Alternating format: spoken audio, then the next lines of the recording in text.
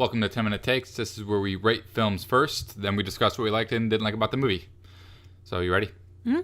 3, 2, 1. See it. Now, the real question is this the best Mission Impossible movie yet? Let's discuss and find out. Okay, I wasn't sure if you were asking me. I was like, I never was a fan of Mission Impossibles, and I really like this one, so yes. So, Mission Impossible Fallout. For those of you that don't know, this is the 6th Mission Impossible film. So, Sam, Mission Impossible Fallout. What did you like about it? It was very entertaining. It was action the entire time, which I didn't... I'm surprised I enjoyed it that much because it was action the entire movie. Like it was only action, and that's what I liked about it. I was on my toes the entire time, and that's what I really liked about it. And I was very surprised because I wasn't very excited. I was like, all right, let's go. Yeah. It is incredibly action-packed. It is pretty much from the opening sequences to the end. It is pretty much set piece after set piece after set piece. What I liked about this film is that they set up the set pieces really well. So before we have the Halo jump sequence, which is the sequence they shot a couple of months ago, and they've been advertising it like crazy ever since they did it. They take a beat, they set up the Halo jump sequence, why they need to do it the way that they do it, and then they have the Halo jump sequence. They have the heist sequence, I guess you can call it, where they need to break Solomon Lane out of the custody of, I think it's the British police. Okay. I can't remember what government it is that has them, but there's that sequence where they ran the truck into the river. Oh, that's a really cool sequence. And then they extract them.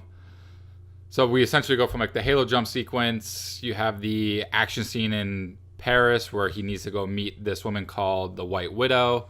And then they have a series of talking points which set up the next action beat, which is the heist where they pull Solomon Lane, who was the bad guy in the previous Mission Impossible film, where they extract him from police custody. And the film moves at pretty much that same pace from the beginning to the end. So you have a set piece, you set up the next set piece, set up the next set piece, set up the next set piece, and then it's like set piece. Okay. And that's one of the reasons why I like this film so much compared to the other Mission Impossible films, is because it is constantly moving, you're constantly entertained, and there's never a moment where it stops moving forward.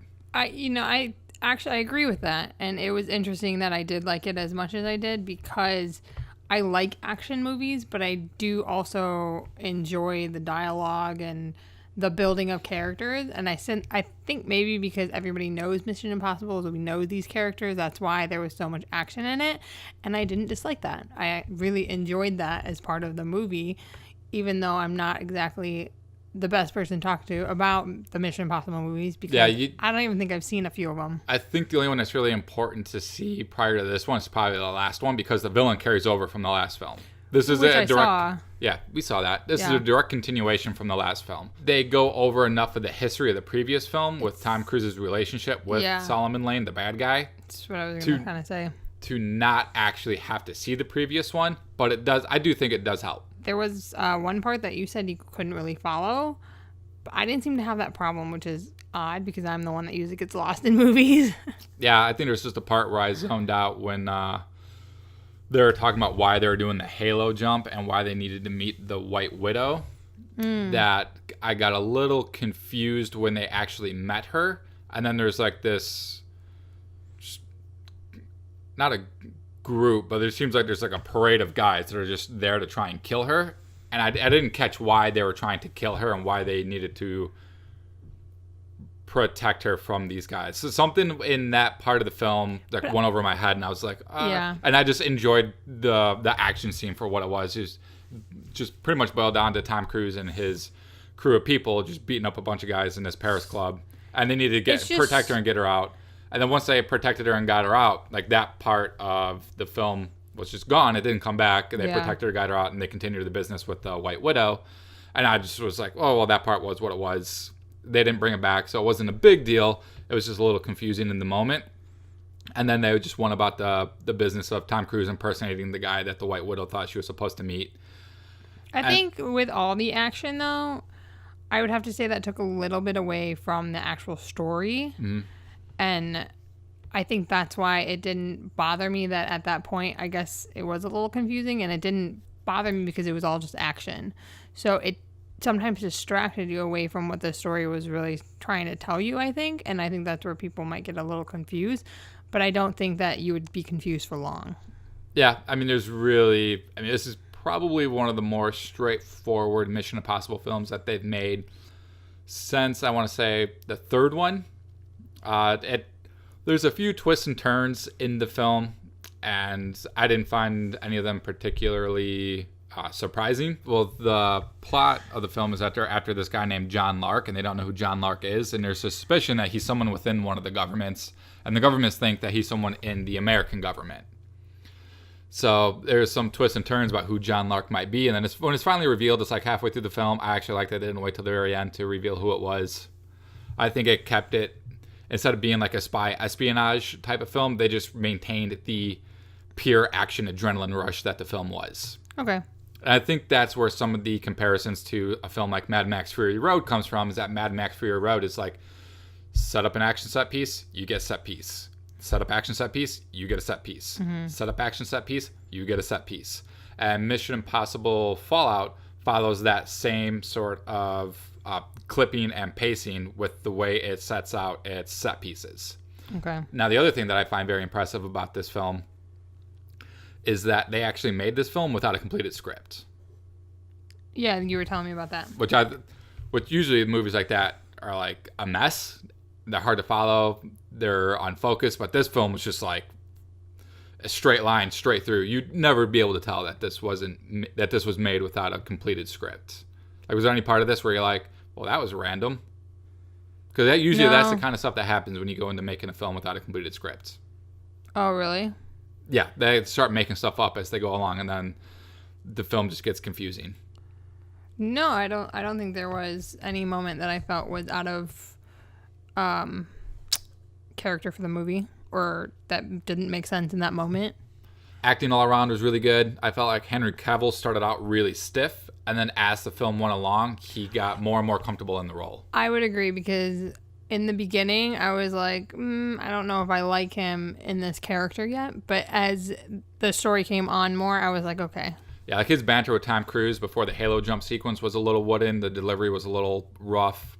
There's some things he was saying that I assume were supposed to be funny, but they weren't really that funny. And then his interactions, it felt like as he got more comfortable in the role, his delivery and his interactions with Tom Cruise were a lot better. Yeah. But it took a while. It's almost like the beginning of production to the end and middle of production, which is kind of interesting. Yeah.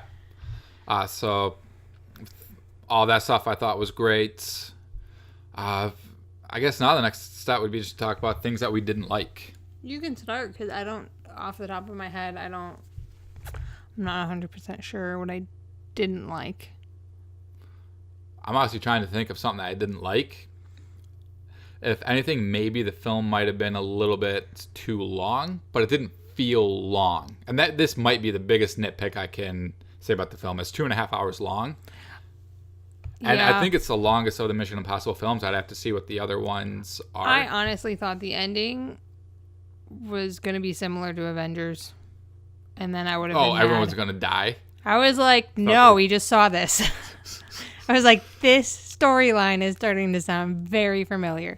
But it didn't happen, so it's not a dislike, so everything's fine. So I don't have any dislikes. It's interesting you say that. It's kind of similar where Solomon Lane, the bad guy in Mission Impossible, essentially wants to wipe out a large population of Earth's population. But it built up to the fact that you kind of thought that's what was going to happen, and maybe that's just feelings left over from Avengers Infinity War that I still have. Yeah. But I was like, really, is everybody going to die? Because then I will have some dislikes. But yeah. I didn't dislike anything, but I did make that connection as I was watching it. I was like, no, everyone's just going to disappear. It's just going to be all gone. In ashes. Yeah, I'm trying to think. Yeah, I'm really struggling to see if, for stuff that I didn't like. All the acting was spot on. I think the biggest thing was that Henry Cavill was wooden in the beginning, but he cleared it up. He got better at the end. I felt like the script was really tight. I'd say there's one decision where one of the main characters dies sort of halfway through the film that I didn't like. Oh, but you need but some of that. But at the same time, it didn't take away from the film. It's just like, Yeah. I really like that character. And we finally got a character in that role that was really enjoyable and who actually Was gelled. there not like a character like that in the other ones? I thought he No. was in them all. No. I think the first film he was in might have been the last one. Oh. But he's one of the newer characters. He's part of the new series. But there's a character they kill off halfway through, and it bummed me out. I was like, man, we actually finally got a character that's kind of cool, that works with them really well, and they do that. But yeah, outside of that, I mean, that's not a dislike. That's just like I was a just bummer bummed of out. the movie. Yeah. I'm like, oh man. Yeah. Oh man. All right. So there's very little to dislike about the film. Actually, of the action films we've gotten this summer, I actually think is probably the best. I don't put Avengers: Infinity War into like the action film category. I mean, that's a culmination of a 19-film franchise. But when you talk about action films, you got like Mission Impossible, Deadpool 2, Han Solo. Oh, then yeah, this is by far my favorite. Yeah, this is the best one of This is the the best summer. one of the summer. Like, I agree. Even if you're not a Mission Impossible fan, you can go watch this and enjoy it. You don't need to catch up on the last 5 films to watch and enjoy this. It's just a wild ride. Yeah, I'm wondering if the movie that I really dislike was Born, or the Bourne movies. Now that I think about it, I don't think Mission Impossible is the one that I don't like, and I'd refuse to watch because I have seen them before. I think it's the Bourne movies that I like dread to watch with you. I've asked you to watch those before because that's probably one of my favorite trilogies, the Bourne trilogy, the first Bourne trilogy. I can't do it. Matt Damon.